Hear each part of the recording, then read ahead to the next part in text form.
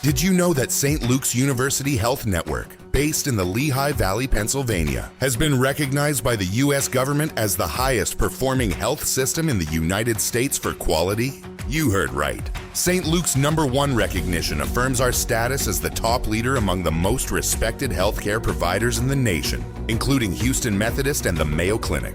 To state it simply, if you want to receive the best care when you go to a hospital, come to St. Luke's. Breaking news. And everybody wondering, will there be a strike on the Long Island Railroad? It is a massive railroad system with about 300 to 400,000 commuters.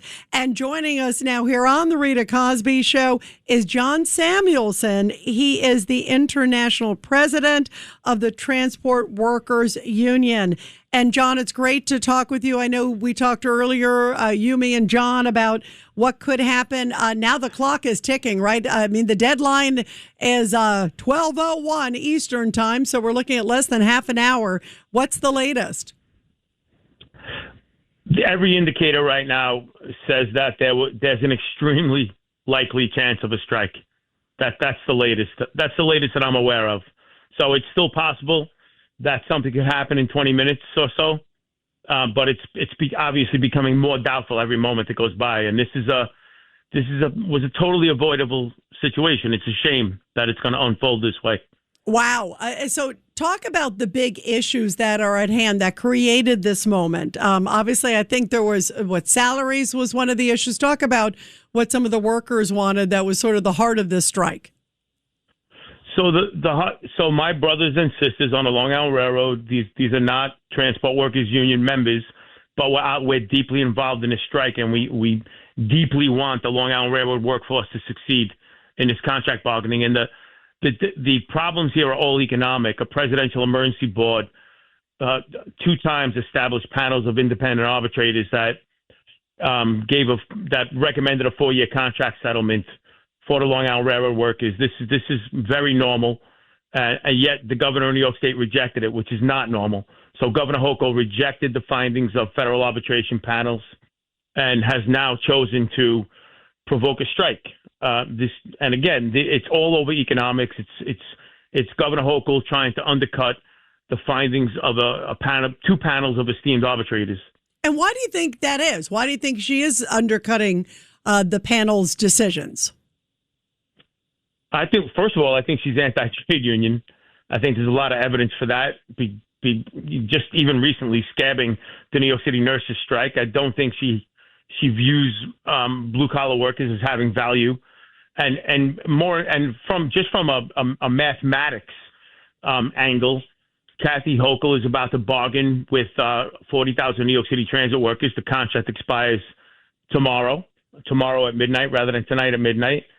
And she believes that if the Long Island Railroad workers succeed in getting a 4% raise or a 4.5% raise, that local 100 New York City transit workers will then get that raise. And of course, we're in an age of affordability, and this is appropriate. And what's going on is the governor of New York State keeps talking about affordability as she tries to drive down wages for workers. It's hypocritical. Yeah, that is. That's a really interesting situation. Now, talk about what does this mean for how many commuters, John? I mean, this is going to be a massive strike if this were to happen, in 20 minutes or so. It's several 100,000 commuters, right? This is a massive infrastructure.